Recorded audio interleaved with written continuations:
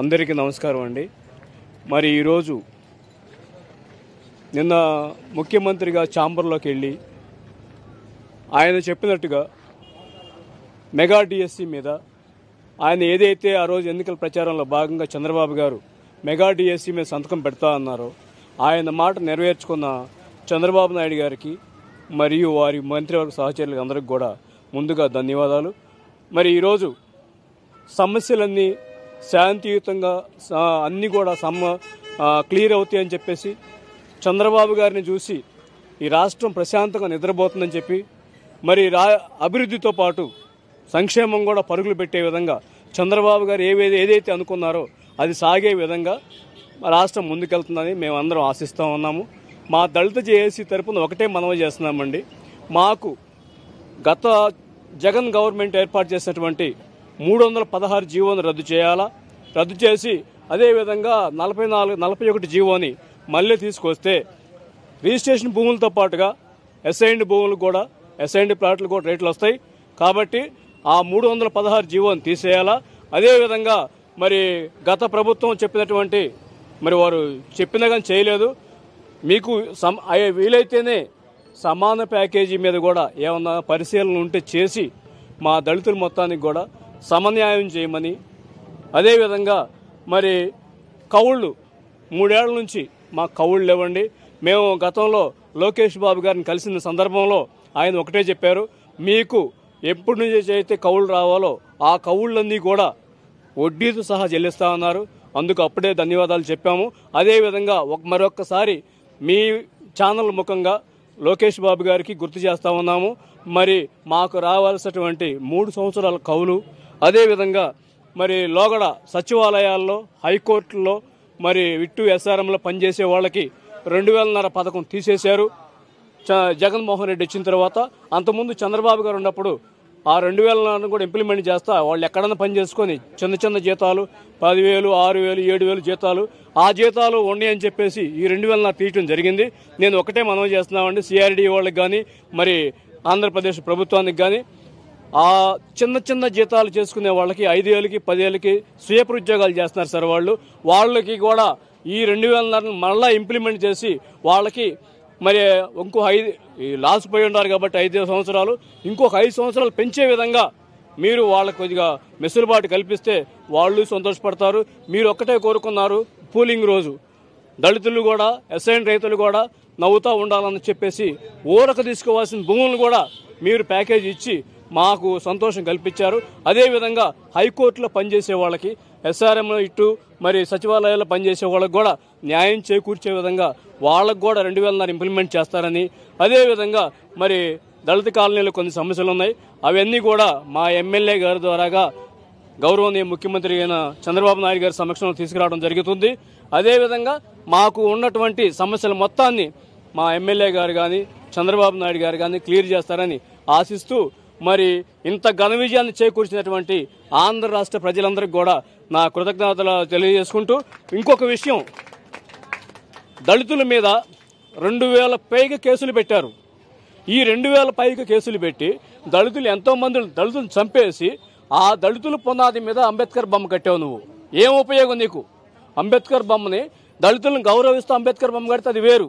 దళితులంతా కోస్తా దళితుల్ని అక్రమంగా అన్నం కొడతా వాళ్ళకి రావాల్సిన మొత్తం కూడా అన్ని మరి ఎస్సీ కార్పొరేషన్ నిధులు కానీ అంబేద్కర్ విదేశీ విద్య పేరే ఉంది ఆ రోజు. మరి నువ్వు ఏ పార్టీ చదవరువని నువ్వు 10th పేలే 10th దొంగ పత్రాలు తీసుకుని పాస్ అయ్యావన్న సంగతి మాకు అందరూ తెలుసు. నువ్వు అమెరికా పోయాడు మా వాడు రిటర్న్ టపాలు తిరిగి వచ్చాడని చెప్పేసి రాజశేఖర రెడ్డి ఆ రోజు అసెంబ్లీలో చెప్పాడు. నువ్వేం చదివావో మాకు తెలియదు. నీవు అంబేద్కర్తో పాటు పోటీ పెట్టుకుంటే అసలు అంబేద్కర్ కాలిగోటి కూడా సరిపోనాడు. నువ్వు అంబేద్కర్ పేరు తీసి జగన్మోహన్ రెడ్డి పేరు పెడతారా? ఇది ఏ పార్టీ న్యాయం అని చెప్పేసి ఖండిస్తా. దళితులకి ఇప్పుడైనా ఒకటే చెప్తున్నాం, మా దళిత సోదరులకు కూడా దీంట్లో తప్పు ఉంది. వాళ్ళు కూడా కనువిప్పు కలిగి మనకి ఎవరైతే న్యాయం చేస్తారో వాళ్ళ పక్షాన్ని వహించవలసిందిగా, ఎవరైతే మనకు అన్ని సమకూరుస్తారో వాళ్ళని సపోర్ట్ చేసి రాష్ట్రాన్ని అభివృద్ధి పదంలో ముందుకెళ్లే విధంగా చేసుకునే బాధ్యతలు మనం కూడా తీసుకొని రాష్ట్ర ప్రభుత్వానికి మరి చేదోడు వాదోడు ఉండాలని కోరుకుంటూ జై భీమ్, జై అమరావతి. నా పేరు సైదులండి. మా పొలం మీద పాస్ పుస్తకాలు పేద పుస్తకాల మీద ఆయన బొమ్మ ఏంది, దాని మీద సంతకం పెట్టి తీసేశారండి. నేను ఎమ్మటే చించేయటం జరిగిందండి. మీరు పింఛన్లు ఇచ్చారు, బాగుంది, మహా సంతోషంగా ఉంది.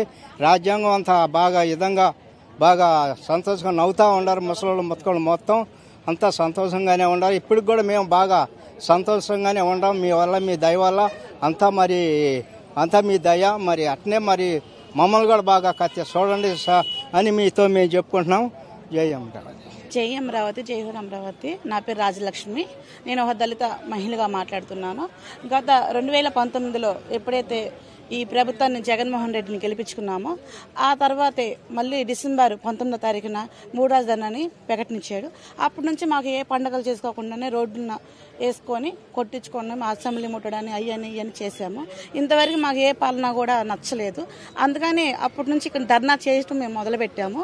అలానే ఇప్పటి వరకు మేము సాధించాము. తిరుపతి పాదయాత్ర అని, చర్చిలని, అవన్నీ ఏ పండుగ మేము చేసుకోవాలి. ఇప్పటి వరకు అన్ని కులాలు కలిసే ఉన్నాము. ఒకే కులం మాది, అమరావతి రాజధాని ఒకే కులం మాది, ఇంకో కులం అయితే కాదు. అలానే ఇప్పుడు అన్ని మేము సక్సెస్ చేసుకున్నాం కాబట్టి అమరావతి రాజధాని ఇక్కడ డెవలప్మెంట్ అవుతున్న సందర్భంగా అన్ని గుళ్ళకి, చర్చిలకి, మసీదులకి మేము చేయాలని, ప్రార్థన చేయాలని కోరుకుంటున్నాము. అది నిజమే గెలిచింది. అబద్ధం ఓడిపోయింది, నిజమే గెలిచింది. జై అమరావతి, జై హో అమరావతి. మీరు చెప్పండి. జై అమరావతి అండి. ముందు మీడియా మిత్రులందరికీ ధన్యవాదాలు. ఈ ఆంధ్ర రాష్ట్ర ప్రజలు 5 కోట్ల ఆంధ్రులకు కూడా శిరసు వంచి మేము ధన్యవాదాలు తెలుపుకుంటున్నామండి. ఎందుకంటే ఈ జగన్ గారి ప్రభుత్వం వచ్చిన దగ్గర నుంచి ప్రతి ఒక్క వర్గాన్ని, ప్రతి ఒక్క వృత్తి వాళ్ళని అందరినీ కూడా ఇబ్బంది పెట్టిన పరిస్థితులే ఉన్నాయి. ఒక అమరావతి రైతులే బాధపడుతున్నారు అనుకోవటానికి లేకుండా అది దాంట్లో ఇబ్బంది పెట్టి బాధ పెట్టే దాంట్లో కూడా సమన్యాయం అనేది చేశాడు. అన్ని వర్గాలకి, అన్ని రకాలకి, అన్ని కులాలకు కూడా సమానంగా బాధ పెట్టి సమానంగా బాధించే పరిస్థితుల్లో చేశాడు ఈ జగన్మోహన్ రెడ్డి గారు. ఎప్పుడైతే బాబు గారిని అసెంబ్లీలో అవమానించి ఆయన కన్నీటికి కారకుడయ్యాడో, ఆ బోనమ్మ మహాతల్లి ఎప్పుడు జనంలో ఎక్కడ కనబడిందే లేదు మాకు. మేము ఆయన ప్రభుత్వం సీఎంగా చేసినప్పుడు కూడా మేము ఆ ముత్యాల తలంబ్రాలు పోసుకుంటా రాములవారి గుడి దగ్గర భద్రాచలంలో వాళ్ళు తలంబ్రాలు పోసేటప్పుడే ఆమెను మేము చూసింది. మళ్ళీ బాబు గారిని అరెస్ట్ చేసిన తర్వాత మేము ఆమెను బయట చూసామండి.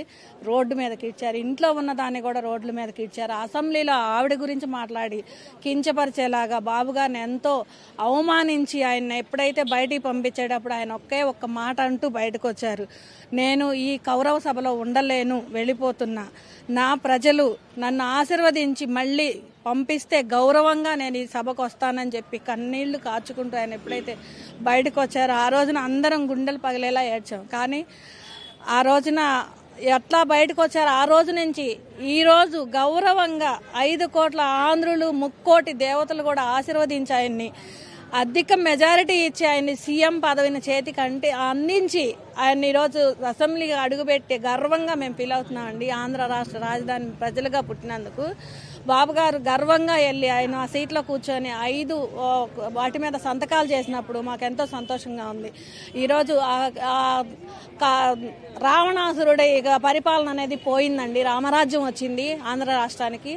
బాబు గారు వచ్చారు, రాష్ట్రం బాగుంటుంది, అందరి బతుకులు కూడా బాగుంటాయని మేము నమ్ముతున్నాము. ఆ రోజున కూడా బాబు గారు వచ్చి అందరితో మాట్లాడి మాకున్న తాతల తండ్రుల నాటి నుంచి వచ్చిన భూమి, మా పిల్లలకు జీవనాధారమైన భూమిని మా పిల్లలకు లేకుండా చేశామని మేము ఎంతో బాధపడ్డాము ఈ జగన్ గారి పరిపాలనలో. కానీ మాకు బాబు గారు ఆ రోజు చెప్పి ఇంటింటికి మనిషిని పిలిపించి ప్రతి ఒక్క మనిషికి బట్టలు పంపించే ఉగాది రోజున కనీసం పండుగలా చేశారు. కానీ ఆ రోజున ఆయన మీద బాబు గారి మాట మీద నమ్మకంతో భూములు ఇచ్చామండి. ఉన్నదంతా ఇచ్చి ఒక్క రూపాయి కూడా మేము ఆశించలేదు. ఒక 10 సంవత్సరాల వరకు కౌళ్ళు ఇస్తామన్నారు, డెవలప్ చేసి ప్లాట్లు అందిస్తామన్నారు. ఆయన ఆ కార్యక్రమం ముగించుకునేటప్పటికే ఆయనకు టైం సరిపోయింది. కానీ ప్రభుత్వం వచ్చి రాగానే 3 రాజుల ప్రతిపాదన తీసుకొచ్చి మమ్మల్ని హింసించి మా గుండెల్లో గుణపాలు దించాడండి. మా బిడ్డలకు భవిష్యత్తు లేకుండా చేసుకున్నాం మేమని ఎంతో అల్లాడిపోయినందుకు ఇప్పుడు రాష్ట్ర ప్రజలంతా ఇచ్చిన తీర్పు, దేవతలు దీవించి పంపిన ఈ తీర్పు బాబు గారికి మళ్ళీ కూడా ఆయనే సీఎంగా రావాలని మేము కోరుకుంటున్నాం. ఈ రాజధాని ఎంతో ఘనంగా ఆయన అభివృద్ధి చేస్తారనే ఒక నమ్మకం మాకుందండి. జై అమరావతి, బిల్డ్ అమరావతి.